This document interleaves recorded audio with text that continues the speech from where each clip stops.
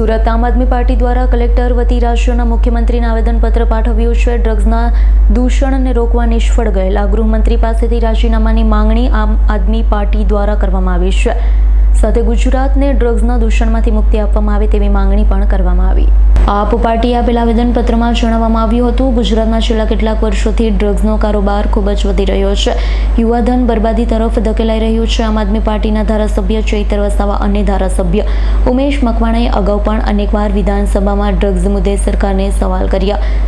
બોટાદના ધારાસભ્ય ઉમેશ મકવાણાએ સવાલ કર્યો હતો કે અદાણી મુન્દ્રા પોર્ટ વર્ષ 2021માં પકડાયેલ 20,000 કરોડના ડ્રગ્સને શું નાશ કરવામાં આવ્યો અને નાશ કરવામાં આવ્યો તો ક્યાં અને કોની સામે નાશ કરવામાં આવ્યો તેનો કોઈ જવાબ સરકાર પાસે હતો નહીં। આ સિવાય પણ છેલ્લા 3 વર્ષમાં ગુજરાતના બંદરો પરથી સૌથી વધારે 7,350 કરોડનું ડ્રગ્સ પકડાયું છે। બીજી બાજુ ભરૂચ, અંકલેશ્વર, સુરતની જીઆઈડીસીઓમાં અનેકવાર ડ્રગ્સ બનાવતી કંપનીઓ ઝડપાઈ છે।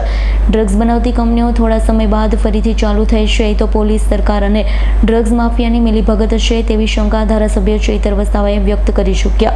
અમારી માંગણી છે કે ગુજરાતના યુવાધનને અને ગુજરાત રાજ્યને બચાવવું હોય તો તાત્કાલિક ડ્રગ્સ માફિયાઓને તોડી પાડવામાં આવે, વરઘોડો કાઢવામાં આવે, તેમની સંપત્તિઓ પર બુલડોઝર ચલાવવામાં આવે, ડ્રગ્સ અને દારૂના કારોબાર વિરુદ્ધ કડક પગલાં લેવામાં આવે, ગુજરાતના યુવાધનને બચાવી શકાય તે માટે અમારી વિનંતી છે કે તાત્કાલિક ધોરણે તમામ નાનાથી મોટા સ્તરે કામ કરતા ડ્રગ્સ માફિયા વિરુદ્ધ પગલાં લેવામાં આવે અને ડ્રગ્સના દૂષણને રોકવામાં સદંતર નિષ્ફળ એવા ગૃહમંત્રીને પદભ્રષ્ટ કરી ગુજરાતને ડ્રગ્સથી મુક્તિ આપવામાં આવે।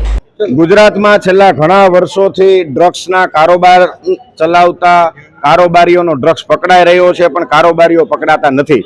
નાના ડ્રગ્સ તસ્કરોને પકડી અને ગૃહમંત્રી મોટી શેખીઓ મારી રહ્યા છે। ત્યારે આમ આદમી પાર્ટીએ માંગ કરે છે કે મોટા ડ્રગ્સ માફિયાઓ, ડ્રગ્સના મગરમચ્છોને શા માટે છાવરવામાં આવી રહ્યા છે?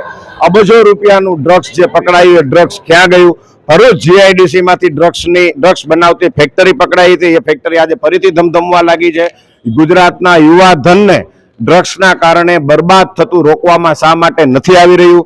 ડ્રગ્સના કારોબારીઓ ક્યાંક ને ક્યાંક ગુજરાતના યુવાધનને બરબાદ કરવાનું ષડયંત્ર રચી રહ્યા એવું લાગે છે। ત્યારે આમ આદમી પાર્ટી માંગ કરે છે કે ડ્રગ્સના માફિયાઓને આવો છૂટો દોર આપતા ડ્રગ્સના કારોબારીના કંટ્રોલમાં આવી ગયેલા હર્ષ સંઘવી પોતાના પદેથી રાજીનામું આપે અને જો એ રાજીનામું ના આપે તો ગુજરાત સરકાર આ નિષ્ફળ ગૃહમંત્રીને પદભ્રષ્ટ કરે અને ગુજરાતના યુવાધનને બરબાદ થતું રોકવામાં આવે એવી આમ આદમી પાર્ટી માંગ કરે છે।